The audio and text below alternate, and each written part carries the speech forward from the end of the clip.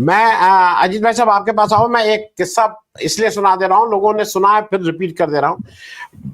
जब भारत पाक युद्ध हुआ 71 में, और जैसा उसके बाद ये सब लिखित डॉक्यूमेंट के हिसाब से कह रहा हूँ कि जब हमने प्रिजनर ऑफ वॉर हमारे पास करीब 75,000 से ज्यादा तो केवल सिपाही मतलब सैन्य लोग थे, बाकी सिविलियंस थे, 70-75-80,000 सिपाही थे, मतलब डिफेंस पर्सनल थे।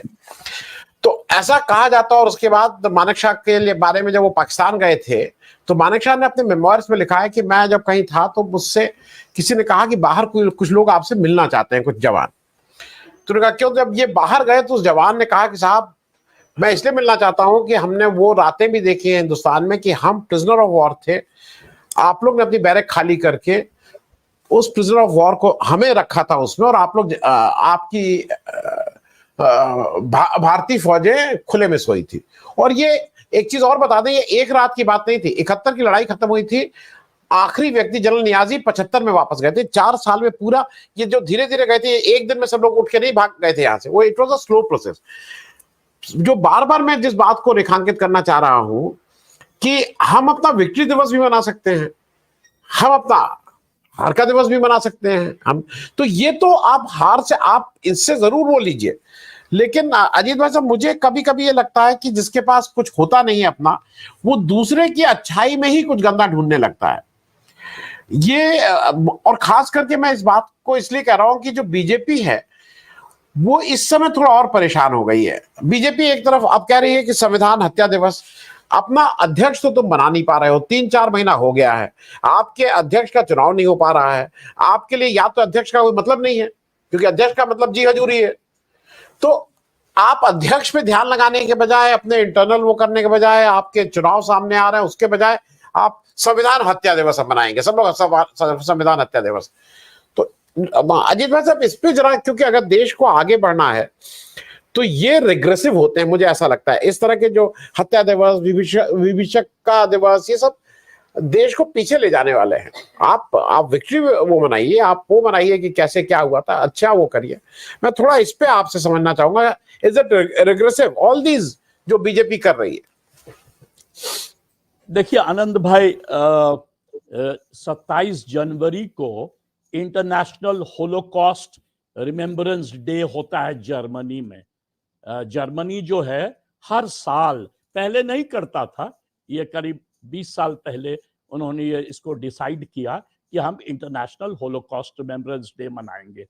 उसी तरह से साउथ अफ्रीका अप्रैल 27 को फ्रीडम डे मनाता है, जिसमें कि अपार्थाइड पॉलिसी या जो भी सेग्रीगेशन का जो पॉलिसी था वो कैसे क्या गड़बड़ी थी उसको वो मनाता है।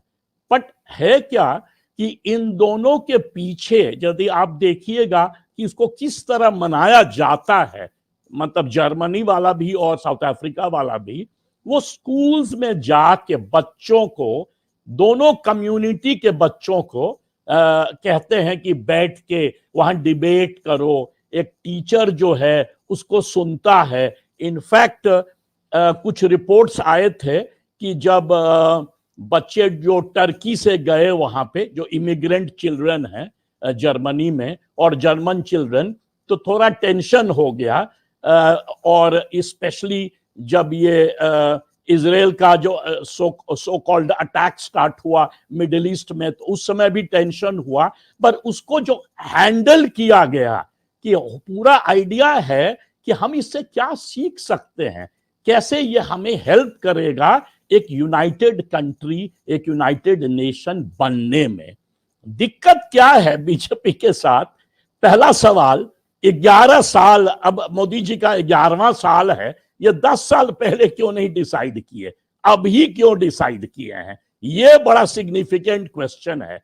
जब बांग्लादेश का इशू सामने आया है और अब ये तिलमिला गए हैं, हैंडल नहीं कर पा रहे हैं, मेजर फेलियर, आज सारा नेबर्स जो है आपके खिलाफ हो गया। बांग्लादेश हो जो कि सिंगल फ्रेंड था, उधर पाकिस्तान, उधर नेपाल, उधर जितने छोटे छोटे आइलैंड हैं वो भी सारे खिलाफ हो गए हैं, तब जाके इनको याद पड़ा है थर्ड टर्म में। तो ये बड़ा इंटरेस्टिंग है। दूसरा, ये जो एंटायर अटेम्प्ट है, ये यूनिटी का अटेम्प्ट नहीं है, ये further segregation, further disunity, further जो है पोलराइजेशन का अटेम्प्ट है। तो ये जो है ना कि मनाना, कॉमेमोरेशन करना, पास्ट में कहाँ हम गलतियां किए हैं, हमारा देश में क्या हुआ और उससे हम क्या सीख सकते हैं, ये बहुत जरूरी है। उसको कभी नहीं भूलना चाहिए।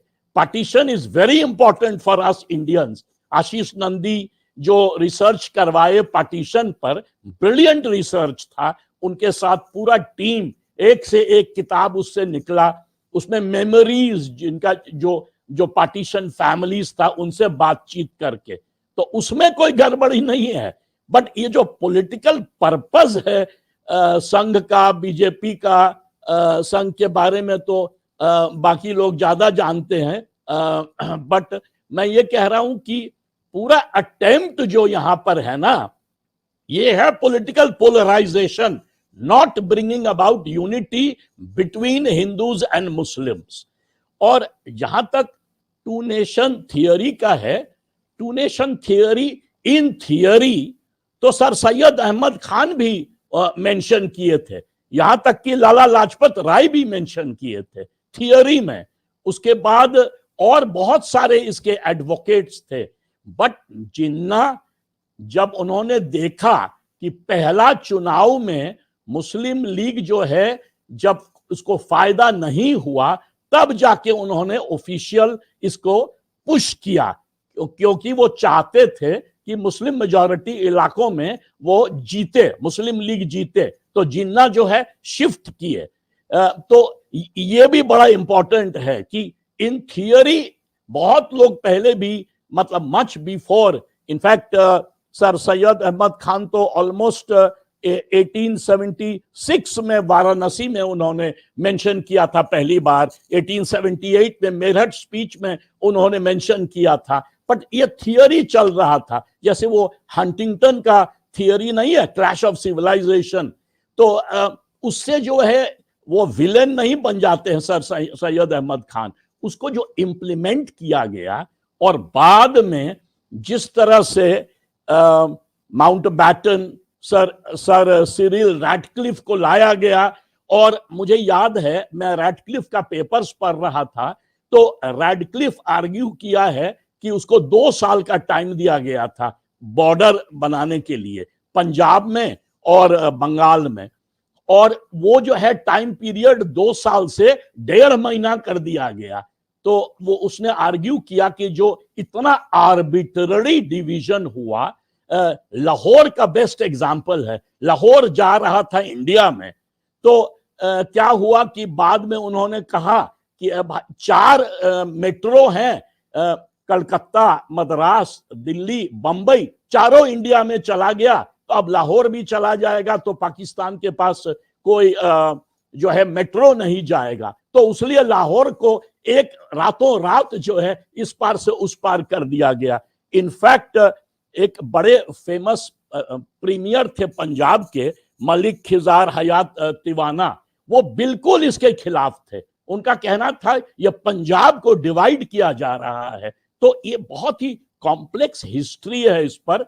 दिक्कत क्या है ना कि भाजपा इसको हमेशा पॉलिटिकल पोलराइजेशन के तरफ यूज करती है, उसका जो एंटायर पॉलिसी है। और दूसरी बात, ये मुझे बड़ा अच्छा लगा कि दोनों प्रीवियस स्पीकर्स ने पॉइंट आउट किया कि खुद संघ का और भाजपा का 0 रोल था इंडियन इंडिपेंडेंस मूवमेंट में। दूसरी बात, कभी आज तक तिरंगा को वो झंडा कभी माने ही नहीं, आज भी नहीं मानते हैं। और सडनली जो है, अब जब 10 साल हो गया और इनको कुछ मिल नहीं रहा है एजेंडा, क्योंकि कास्ट एजेंडा इस जो इतना जोर से कास्ट सर्वे हिंदुत्व के जो सो कॉल्ड मिथ है उसको डिस्ट्रॉय किया है, कि अब ये नया नया हथकंडा रोज रोज कि भाई पॉलिटिकल पोलराइजेशन फिर किस तरह किया जाए। तो ये बेसिकली मुझे लगता है कि एंटायर ये जो पार्टीशन रिमेम्बरेंस डे है, ये इनको बांग्लादेश ये जो हुआ क्राइसिस, तब जाके एक बैग जगे। इनके जो एक्सटर्नल अफेयर्स मिनिस्टर और इनके जो नेशनल सिक्योरिटी एडवाइजर सब सो रहे थे, इनको पता ही नहीं था बांग्लादेश में क्या हो रहा है। और जब हो गया तो फेस सेविंग डिवाइस जो होता है, सडनली इन्होंने इसको अनाउंस किया है। तो इंटेंशन जो है ना, कहीं पर आप स्कूल में सारा जो है सिलेबस बदल रहे हैं, और किस तरह का बदल रहे हैं, तो जितने टॉप मुस्लिम राजा हुए उसको आप काट दीजिएगा लेकर। राजा अशोक तक को ये काट देते हैं क्योंकि वो बुद्धिस्ट बन गए। ये जो अटेम्प्ट है ना, बहुत ही डेंजरस अटेम्प्ट है। And you are not only destroying history, you are destroying the nation. Anand भाई।